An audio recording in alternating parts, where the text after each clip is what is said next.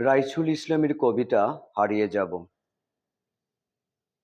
আমিও যে পড়তে চাই, যতটা পড়লে আর কোনোভাবেই চেনা যাবে না। মানুষ একাকিত্ব চায়, একাই তো যেতে হবে ওই অসীম শূন্যতায়। আমি আমি আর ফিরতে চাই না এই গহীন অন্ধকার বিরহের ককপিটে। মানুষের না পাওয়ার এই ব্যাকুলতার সাতকাহন আর লিখতে চাই না তোমাদের ওই বোধহীন কালো ডায়েরির পাতায়। মানুষের সব চাই, এর একটা শেষ চাই এইবার। যদি তাই পারো, যদি তাই পারো তবে ফিরে আসবো, হাসবো, খেলবো, চুম্বনে ভরে দেব ওই ভবঘুরে রাস্তার কালো শিশুর গাল।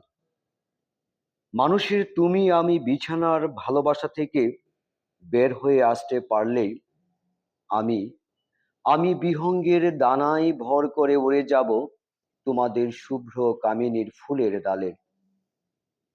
মানুষের যখন মানুষের বুকে আর মাংসের স্বাদ খুঁজবে না, সেদিন হয়তো বা দাহকের ডাকে মুখরিত হবে চারিধার।